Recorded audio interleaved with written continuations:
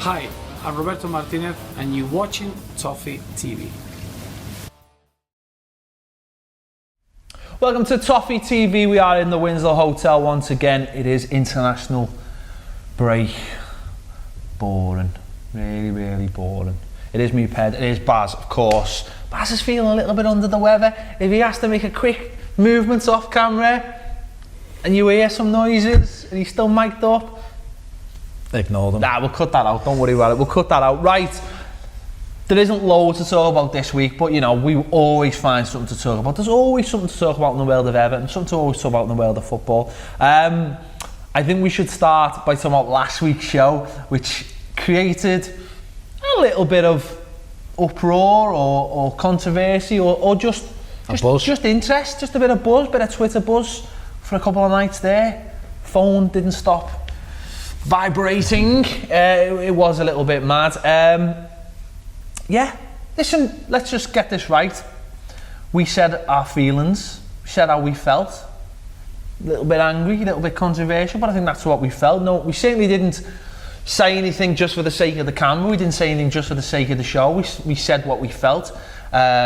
Some people out there applauding us for what we said. Some people saying, happy it's been brought up. They disagreed with us, but that's fair enough. Other people suspicious of us, which was an interesting one. I'm not sure why anyone would be suspicious of us, like we've got something to gain by bringing this up. In fact, you know, what have we got to gain? We've got nothing to gain. We do a show for ourselves to put out there. We've got nothing really to gain. We just put it out there because that's the way we felt. Yeah, I don't know, the one or two that were suspicious, maybe they can explain either via Twitter or via the comments or whatever. We just basically given our point of view, ain't we? I mean, at the end of the day, this is an Everton fans show, so we'll talk about what the fans want to talk about, and for weeks people have been saying, why aren't you talking about this? A lot of people called us out for not talking about this sooner, and then when we do, people say, where's the, you know, there's some kind of agenda or whatever. It was literally a case of it being bubbling under. And it was a chance to talk about it. I mean, the reason why we did talk about it last week, or the reason I felt like we needed to talk about it, was because effectively last weekend for me, the season was over in respect of being able to win anything. We went out the Europa League, we won a QPR, and basically, for me, have established ourselves in the Premier League for another year, as sad as that sounds. And for me, that's the right time to talk about an issue like that. I mean, you know, when you're coming to the end of the season, it's good to, you know, it's good to get things out, and that's why we decided to do it. If we talked about it any earlier, people might have said, well, we're still in a cup and, you know, it's too soon to talk about this, but last week felt like the right time. And as I say, there's no agendas, there's certainly no sitting on the fence when it comes to me and Barry. We just think sometimes there's a right time to bring things up and there's a right time not to bring things up from all sides, because, you know, that's the other thing you've got to remember. We do this show for everyone. We don't do this show for a certain section of fans. We do this show for everyone. We're not going to call anyone out saying if they've got different opinions to me and Barry. We have different opinions on things. We're not going to start saying you're wrong. We're going to listen to what you say and put that out there. I mean, that's the whole point. But what we're certainly not going to do is, which some people think that we are doing, is certainly going to be at the head of some kind of march or movement. I mean, that's for other people to do if they want to do. This is a fan show that we host, and we like to talk about Everton and bring certain things up. But listen, we're certainly not a fans group. We're not here for that. No, I think people who are there for that and who represent that are quite welcome to come on and put their points across. I don't think, you know, to be fair to people like the Blue Union, and I don't think anyone's really, they've been on anything like this to put across what they're trying to achieve or whatever. It's not about that. We just give our point of view. For me personally, I just brought up something on Twitter after the Kiev game, because it just kind of made me realise, if it hadn't already, but it just kind of makes you stop sometimes and think, you know, where are we going as a football club? Yeah. You know, at the end of the day, and people have tweeted back that they disagree for the simple reason that there's a lot of clubs like us who haven't won things for a long time, but I'm not concerned with anyone else. I'm concerned with Everton Football Club, and sometimes it's quite depressing when you think that we are just kind of existing. Well, my argument to that would be, we aren't any other football club, and I'm sure that's what a fan of any other club would say, but we aren't. I mean, there was a thing last week, I think a thing last week saying that we're officially the sixth biggest club in this country if you take everything into account, wins, trophies, attendances. I suppose if you want to look at it like that, that's fair enough. What it didn't take into account actually though was how being in a different division. So it had Liverpool top. Oh, okay. Now Liverpool are obviously one of the biggest clubs in Britain and obviously one of the biggest clubs in the world. Not disputing that. There's also Chelsea, who I think were ahead of us as well. But what it didn't show was what their years outside the first division or the Premier League. So that sort of distorted it. But for me, we are one of the top 5 clubs in this country. We always have been. I'd like to think we always will be. Maybe not. That's what we're talking about. That's what we've been talking about over the last couple of weeks, and that's what our point of view was. If we want to continue the traditions of this club, which we hold so dear to ourselves, then that, you know, something has to change, or things need to start happening about it. Listen, there was lots of discussion about this. Far too much that we can talk about in one go. We have got a section of them here that we're going to talk about now. There was lots of comments on YouTube as well. Lots of them we can't say because of the things they say legally, swearing, all the rest of it, and also because we asked for your comments, and what happened was when you ask for comments become discussions. Someone would join in, and it would just become fine, but but it become another discussion. Dead simple way how we pick people to that we talk about. Hashtag Toffee tweets. It means we can find them really easy about an hour before the show. Well, that's what you got to do. The fact, yeah. That's it. We can't go back a week and go through everyone's. We'd be here all day. So is a section of them. Matt J Football says everyone has a part to play. The whole club in its entirety has sunk into a lull. Yeah, that's exactly what we said last week. G Marcus said players, nerve and desire. Too many times in the big games, players go missing and mentality change is needed. This G Mac basically pointing the fingers at the players, which is fair enough. Tony Merell Tony on Twitter, friend of the show, says we should feel this way about our club. As a fan, you want silverware, and 20 years is far too long without any. Jake White 16 says, not a lot I can say, to be honest. We're becoming sort of a nothing club. I watch every game in Australia and it's sad that we've become this. I'm sat here every weekend 12 till 6 a.m. for 12 years watching repeatedness, which is again something that we've said.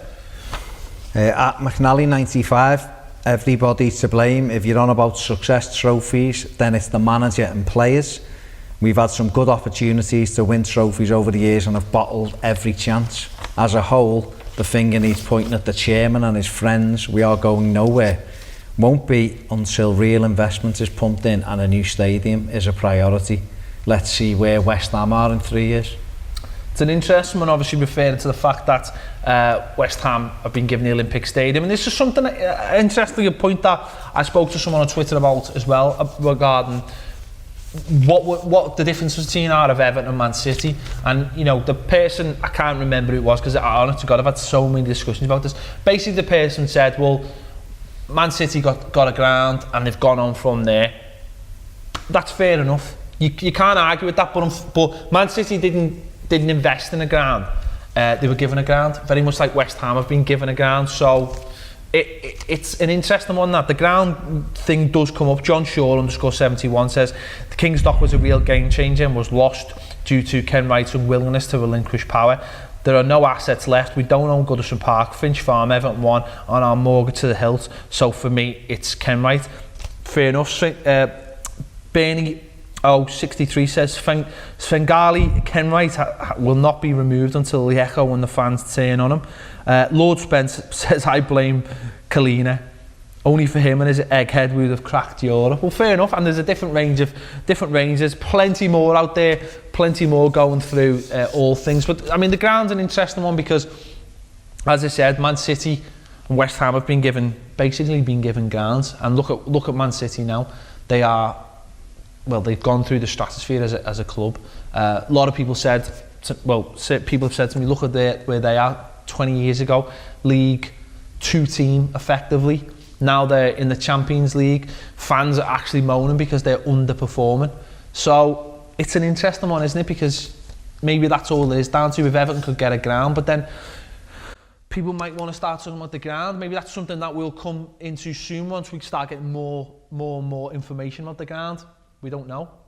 Well, obviously it was a quiet weekend, internationals, the newspapers, we're getting to that time, we're getting to silly season, we're getting to the speculation end of the season. Obviously we haven't had a great season this season, obviously we all know that, we've all suffered, we've all been through it, and obviously that's going to lead to speculation. It always will do. When you've got good players and you're not in a good position or you can't offer them what they want, it's always going to start problems. A couple of players have been linked away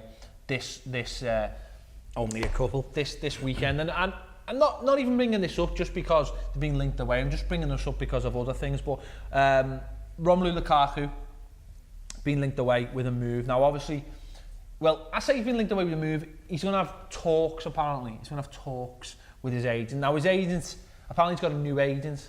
Now, I'm not so sure if he has got a new agent because I've seen stuff from about 18 months ago saying this guy was his representative. But it depends who you speak to. The guy's name is Mino Raiola, I think I've said that right, who is Zlatan's agent as well. And if anyone's read Zlatan's book, there's a lot of nice things about this guy. There's a lot for the people he's representing. He also represents Balotelli.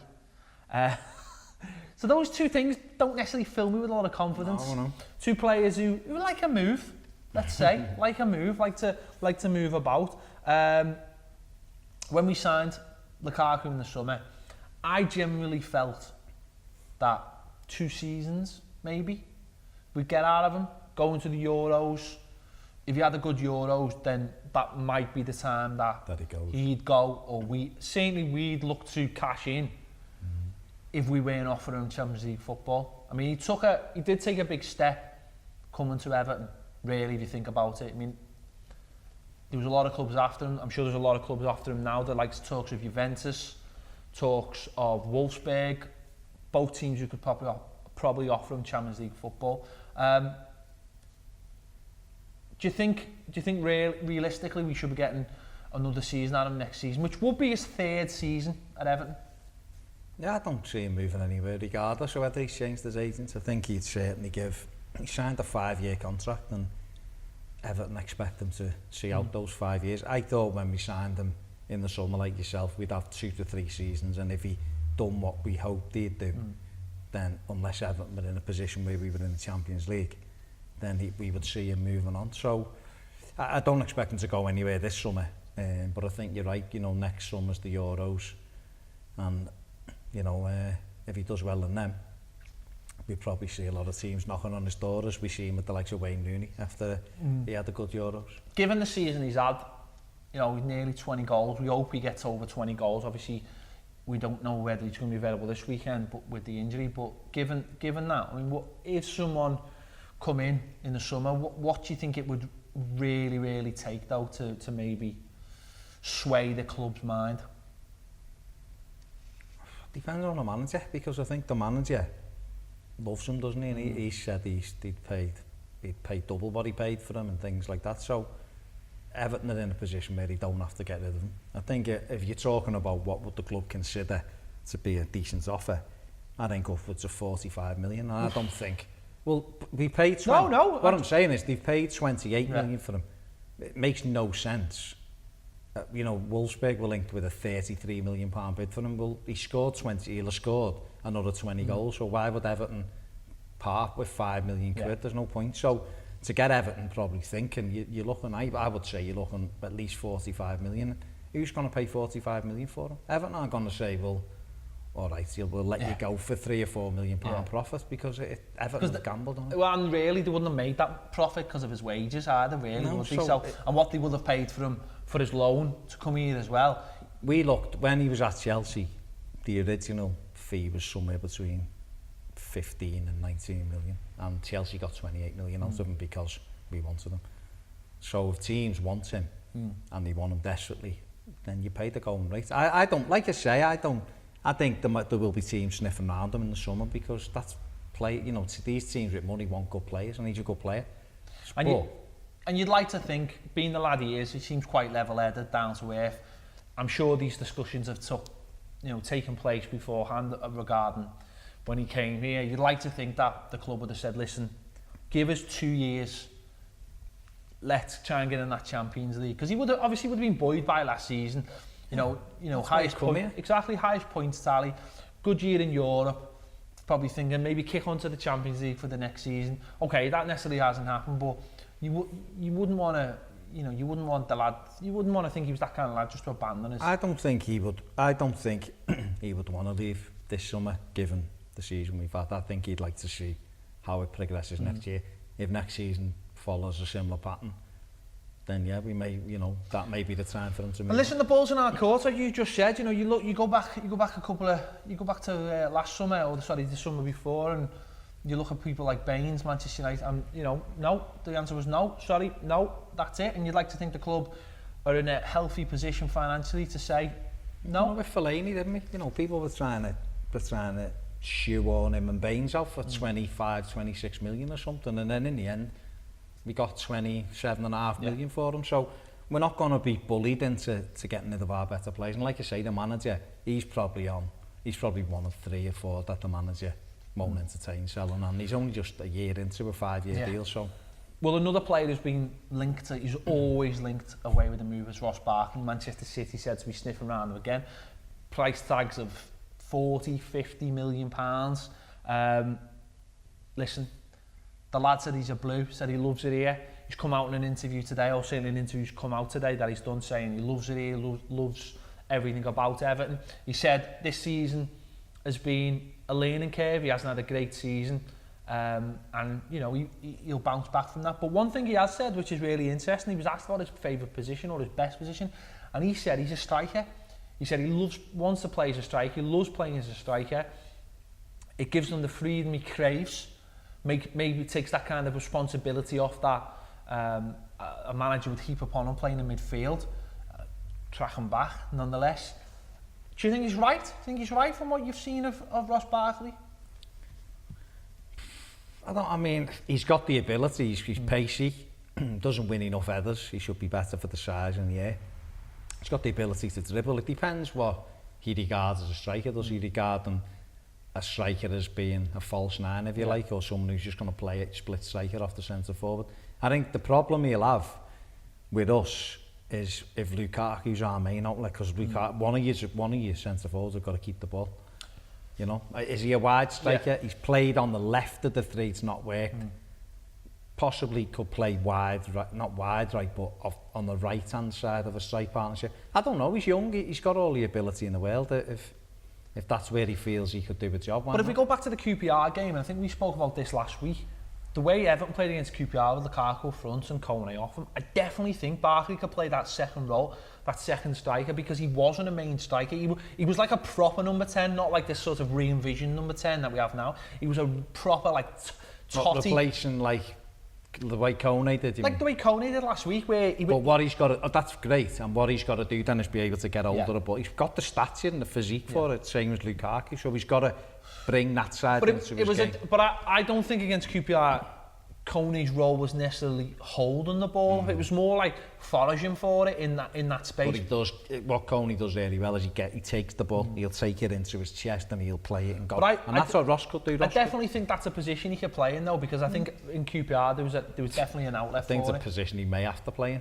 Well, I'd like to see that, especially with the remaining games of the season. And just going on to the City thing and the 40 and 50 million. Go on. I don't think anyone would be prepared to pay more than 20 million for him at the moment, because all your buying's potentially last summer, you might have got 30, 35 because he looked phenomenal, to use a Bobby word, but this year he's been up and down. So I think for the good of Everton, because I think he needs time to develop. Because what's interesting, I think, about that as well is Man City, I think in the next couple of summers or even the next couple of windows, they're going to look to really build and buy and refresh, because a lot of their players now are around that 30 mark and look lucky as a team. They need a lot of youngsters in the team, but the player that they maybe thinking Ross can replace his Yaya Toure, and there's no way Ross is ready for playing for Yaya Toure role. There's no way. The other thing, the big thing with Manchester City, because let's be honest, they're probably the only side that could afford them. Chelsea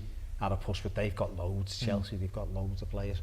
So the important thing for Manchester City is who they get in as their manager. Now, they may get someone in like Rafa Benitez, who's been linked to the job. Would he want Ross Barkley? Would Ross Barkley suit Benitez's tactical style? You know, he's very much, you know, a manager that likes his players to be aware of positions and where to go and what to do. And can Ross follow instruction the way that Rafa wants his teams?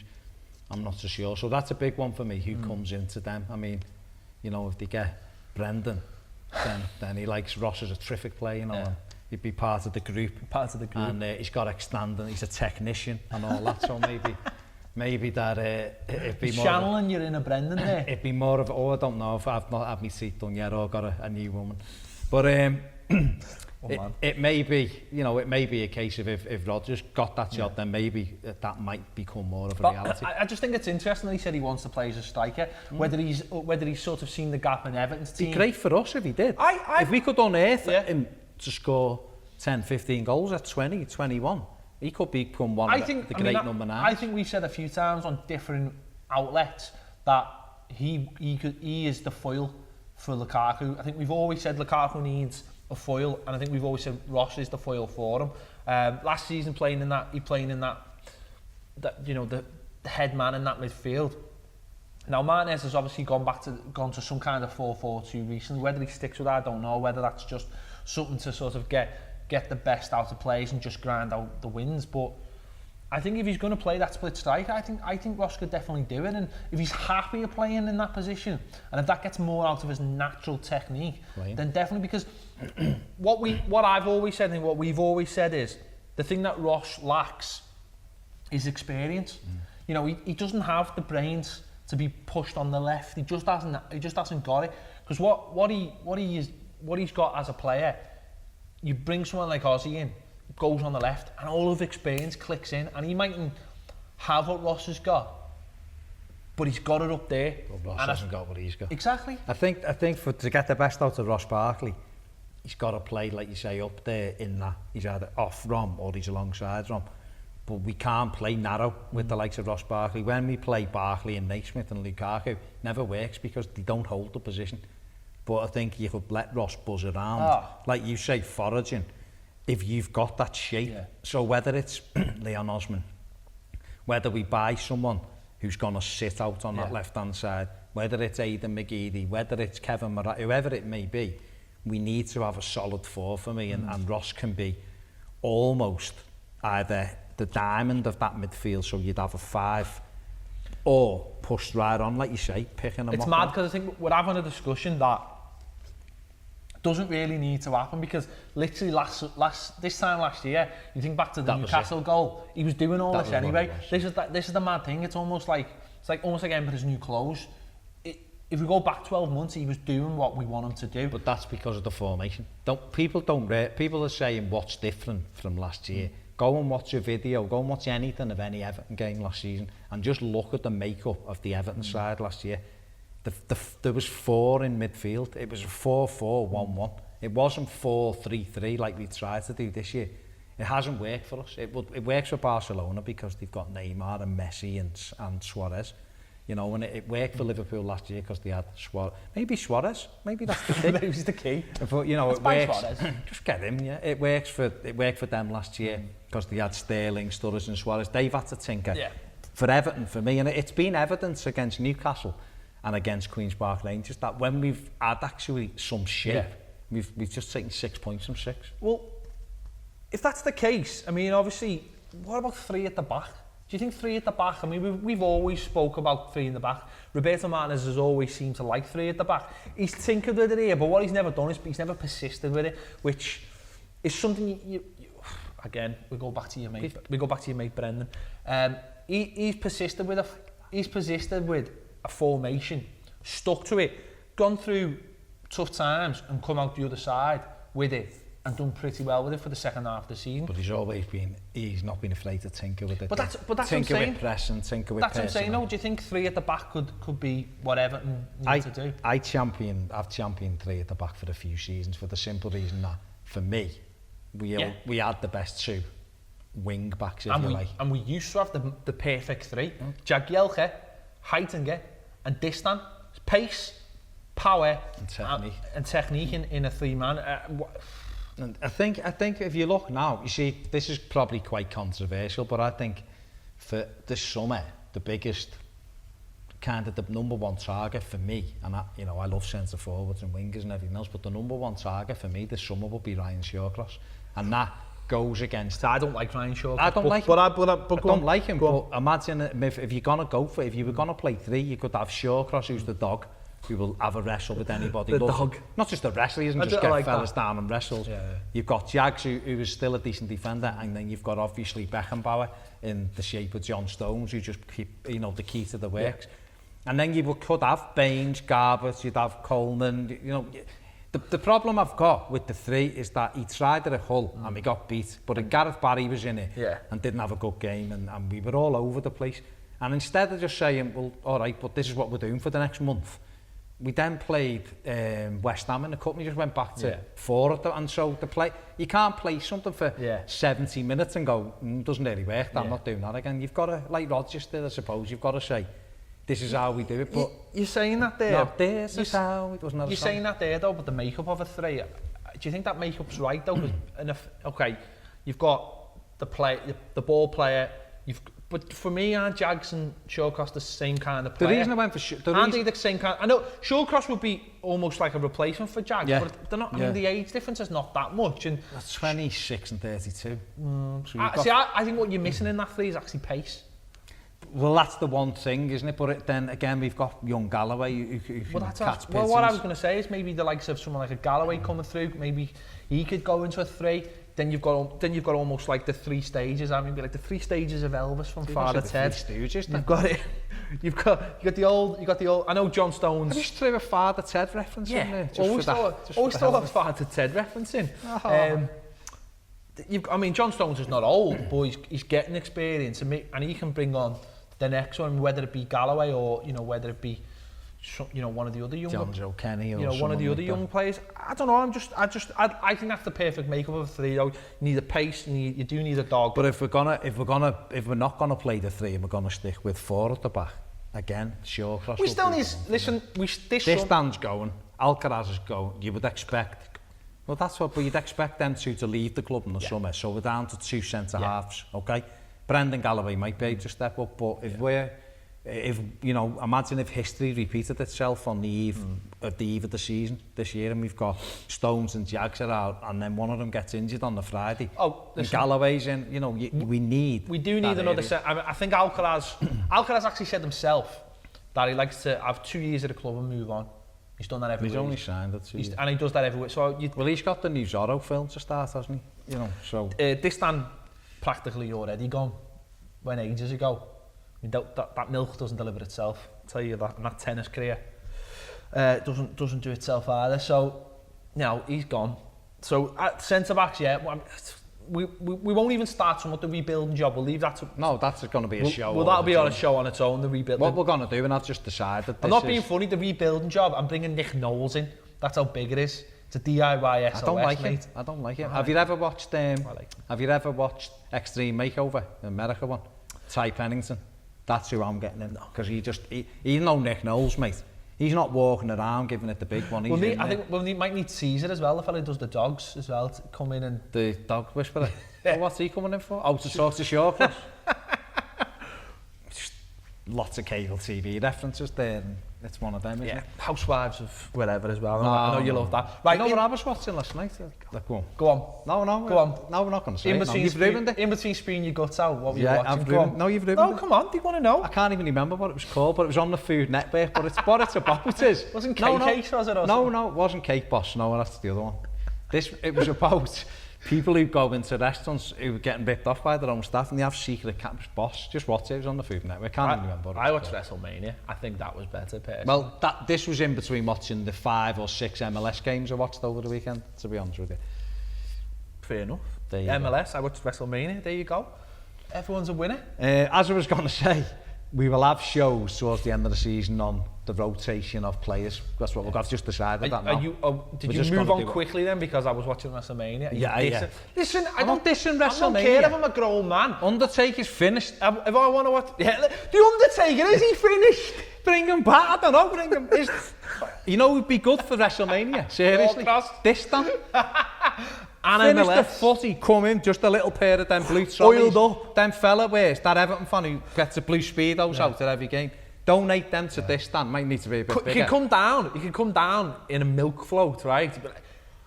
With a tennis racket, just covering everything. He is the milkman, he always delivers. Milkman by day, tennis player and be like that time Stone Cold covered them all in the ale. Instead, he could cover everyone in milk. It'd be amazing. They know. It doesn't matter if you don't know. You're old, I'm young. This is... Shut up, mate. I took me lad to WrestleMania in town. Is that a bar? WrestleMania in town, Big Daddy. Listen, I went there. Some of us have been to watch wrestling in town. Some of us have been to WrestleMania. Not in town, at the Echo. Oh, sorry. Yeah. Listen, Kelly was there. Say no more. WrestleMania 17. Rock versus Austin. Well, yeah. McMahon versus McMahon. I was there. Listen. The best WrestleMania ever. I was there. Listen, I was there. Listen, Rey Mysterio I'm not going to hide the fact. Rey Mysterio touched me hand. And I met William Regal, and Robbie Brookside watches this. Robbie Brookside's all day. Robbie Brookside said he was coming on. He's going to come on, and he said he's bringing Daniel Bryan with him. Daniel Bryan, Evertonian. He said he's bringing him with him. Bring Fandango. You can dance your way in. Bring Kelly. You can dance around the Winslow with Fandango. Amazing. That'd be a show on its own. I digress. I'll look like Hornswoggle next to them. Look like Hornswoggle next to me. Well, no, I'll have more like George Clooney next to you, but come on, anyway. Right, it has been International Weekend, that's why we are talking about wrestling and not footy. International Weekend, a win for England, and what? Won 7 out of 7. What I love about the Euros is actually the opposite of why England are winning. England are in an awful group and they're just taking the mick. It's not hard. No, but according to Wayne Rooney, everyone fears us now. Yeah, right. Me and Ped don't even fear. I don't fear the team. Me, Ped, but and Steve. Listen, what I'm made up about the Euros, actually, we just have a little Euro thing, is it's Bosch, the only team who are not in a qualifying position at the moment from the home nations. I know they're not a home nation, but is Ireland, which is odd, and Dave is pulling out of his hair. Yeah, well, Ireland, that's Ireland. That's Ireland. You don't need to go in Republic. Dave's going mad, obviously. From Ireland, that the only one. Northern Ireland are up there, Wales are up there, Scotland are up there, it's brilliant. Ross came on for England, sound, whatever. John Stones was in the under-21s and was on the bench. Amazing, was on the bench. I love Dominic King's tweet on Friday when he said Stones came on and he'd only been on the pitch for about 2 minutes and said he's just walking around like he's a Rolls Royce. You know, and you just think, you've got a journalist who can see that straight away. John Stones, though. Under 21, Gareth Southgate. Who should actually be in the England team. Captain. And can't even get in the under 21s team. Unless they're playing Germany, as we're recording this Monday night, playing Germany tonight. He might be in that team. Maybe, I don't know, but that's mad. I can't quite get over that. So England look like they've already qualified. Scotland, good win against Gibraltar. That win's a win. Naismith gets a goal, gets a penalty. Sound. Good finish. Yeah, decent goal. Won the penalty as well, as you said. Ireland, a lot of representatives in this. Aidan McGeady, what's all that about? Playing football. Fit all of a sudden. Seamus Coleman, James McCarthy playing. They got a last minute equaliser. Now, James McCarthy. Controversy, Ireland. Liam Brady, one of the finest players ever to play for Ireland and Arsenal. If you've never seen him, go on the internet and YouTube, look up some of his goals. Fine player, a wonderful player. Went to Italy, played for Juventus as well. A fine player. But it's been quite scathing of James McCarthy. He's had a little dig at our James today, and questioned his commitment to Ireland. It's the first time he's played a game in a year, I think, or just over a year for Ireland. And he's questioned whether he can actually be bothered, he said, turning up for Ireland. Something which Martin O'Neill has battered out and said, there's no question whatsoever. But isn't this their fault, though? Isn't this Ireland's fault for what Roy Keane said, what was it, about 5 months ago when James McCarthy got injured, left the squad? They said, and I'm led to believe the doctors passed him fit, and James said, no, I'm not fit. And then we hardly seen him for 4 or 5 months. What Roy Keane said was he turns up here half fit. Oh no, Everton. He turns up, Everton tell you he's injured, and he turns up here and doesn't want to play, or words to that effect. But like you said, he came back from Ireland and played about 2 games for Everton, and we didn't see him again. So, but they said he was fit. The doctor passed him fit the last time. He didn't play. He said, I'm not fit. Came back, and it was proven that he wasn't fit because he hardly played for us. So that sort of started the controversy. Now Liam Brady's obviously continued it by saying, he's never fit. He also sort of had a go at him for the way he plays as well. Yeah, he said he's not. Yeah, he doesn't see what all the... In other words, he doesn't see what all the fuss is about, he said. Well, That's maybe what you should watch some Everton games. But the other thing with that Ireland thing is Darren Gibson went after playing about 3 games for us. We allowed him to go to Ireland last year, and he ended up getting injured and missing a year of football. So you've got to have it both sides, haven't you? You know, you've got to look at it and go, you know, the club has obviously paid up players' wages. They want to make sure their players are fit and ready, and we send our players, you know, if they don't represent, if they don't, you know, they don't feel they're fully fit enough to do themselves or the country justice, then why go through the motions? Yeah. It's a tough one. Look, only McCarthy knows, doesn't he? Only he knows whether he's fit, but I'm sure that he wants to play for this country. And the thing about James McCarthy is I still don't think he's quite He's not 100%. fit for us. No. I don't think he's 100% yet, and I think he's missed a lot of football and is not up to that peak performance. For me, he's one of those players that he needs to play every week. He needs to be playing every week, and then he breezes 3 games. He's struggling for us, to be honest with you. I think though at this stage of the season there isn't a lot of training actually going on. It's a lot of game to game now. Players come to the end of the season, players are fit, they're using the week for a little bit of training, but mostly rest, maybe gym work. Whereas he's probably like in that period now where he does need proper training. He's probably not. I'm sure he's got his own program, but I'm sure that doesn't compensate for. Is that on the Food Network channel? It is, yeah. The Housewives of Wigan. So I don't think he's fully fit, and I don't think he will be fully fit till next season. Let's see what happens. But interesting. I find it weird when countries of, let's say, limited stature player-wise have a go at some of their best players. Maybe he did say that Coleman and McCarthy are in the best league in the world and 2 excellent performers, but he just questions why it's not the same for Ireland. He doesn't see the same. But look, he's entitled to his opinion, isn't he? No.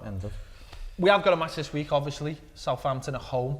It's going to be a tough game. They're in good form, still chasing that European spot. Probably, well, if Arsenal get Liverpool in the final of the FA Cup, then they'll be guaranteed, I think, a spot, because I don't think anyone's catching 7th now. So if that happens, then they'll get 7th. But if Southampton beat us at the weekend and Arsenal beat Liverpool, they go above Liverpool. Well, that's what I'm saying.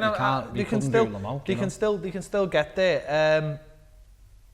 It's going to be a tough game, obviously, for us. Doubts over Lukaku, Kone, Gibson. Barry's ready to come back. How do you see it shaping up?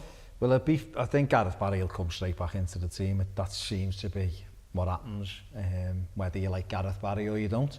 I think, I still think he's got a lot to offer Everton, but I think his games, for me, his game time needs to be managed now. I think if Gibson's fit, then Gibson has to play, because he was probably man of the match at QPR, or certainly up there. He had an excellent game. He was excellent the week before against Newcastle. We missed him in Kiev. We weren't the same team without him in Kiev. So I think the problem with Darren Gibson is, you've just mentioned it there in the opening gambit of this section, is that he's doubtful, and that's the thing with him. You never know whether you're going to get games out of him or you're not going to get games out of him. He's a very, very good footballer. I'd like to see him in there alongside McCarthy for a prolonged run. And Gareth Barry, I don't want to throw him, throw him on the skip like a lot of people do. But what I would like to see is, like I said before, is his game time managed, maybe playing, you know, once every few weeks, or maybe just not being untouchable. I think I'm only easy with players who are almost untouchable. Well, we've had this conversation before, haven't we, about goalkeepers and centre backs. Just as John Stones starting for the under-21s against Germany, obviously by the time it's gone out, you'll already know. But we're just clearing that up. He is starting with Eric Dyer, centre back, ex-Everton as well. Yeah. It's going to be an interesting one because, you know, as we've spoke about, they're like us last year. Flip-flops in its time for us, really. I mean, no, I know it's not, it's getting the psyche right, isn't it, for players this time of year? We've won 3 Premier League games this year since since Jan the 1st. We've won 8 games all season. It's outrageous for a team that finished 5th last year and, you know, was in the Champions League run until the end of April. You know, just a couple of weeks shy. So for us to have only won 8 games, it's pathetic. It's an absolutely pathetic thing. So for me, we've got 8 games to play. We should be looking for 5 or 6 wins in them 8 games. Now, if we won 5 of them, you know, that puts us on, 49 points, and then maybe a couple of draws get over the 50-point mark. It's a really poor return. But given where we were a few weeks ago, you know, that's got to be the aim. You know, so we went down to Southampton last season with an outside chance. We just lost, you know, our own to Crystal Palace. We went to Southampton. We beat United, didn't we? Then went to Southampton a week later. And we still had a slim chance of getting in there.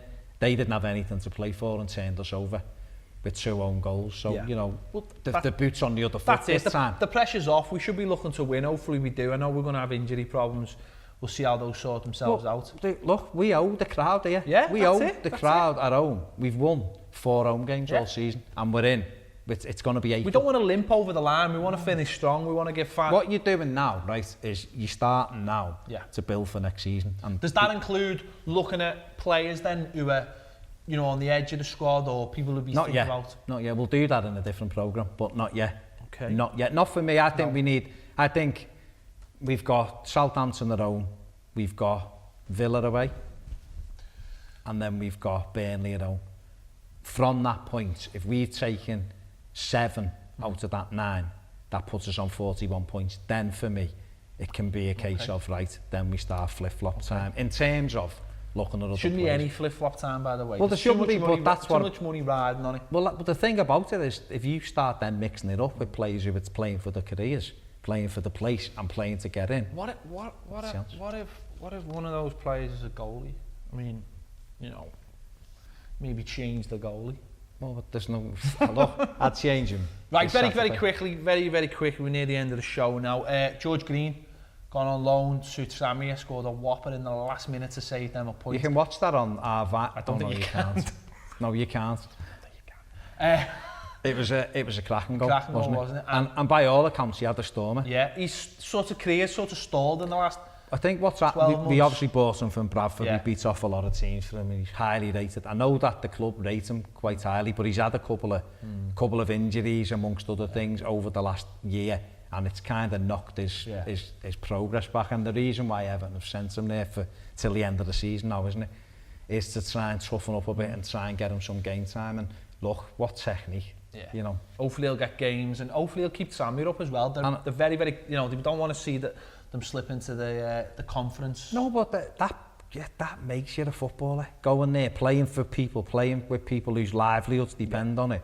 It builds the character. And another lad who's doing very well and is now staying till looks like the end of it, certainly for another month, is Chris Long, and he's doing really good at Brentford. So it's good to see these kids going out on loan and performing and doing business. Under 19s at the moment, being the Dallas Cup as well, they're over there as well. That would be a brilliant experience for them as well. The likes of Hennon as well, who looked quite good in the game I seen against River Plate, and you know that'll do them the world. Liam Walsh, another one of people are watching. Different experience, and you know different way of playing against different players. Finally, noticed on the way in there's an Aaron Lennon banner on the side of Goodison Park. It's replaced the Eto one. Now, I know they come down at the end of the season anyway because of the kit turning, but do you think that's just a replacement, or do you think that's maybe a sign of something to come? I hope it's a sign of something to come. I think it's probably just a replacement, but I don't know. I think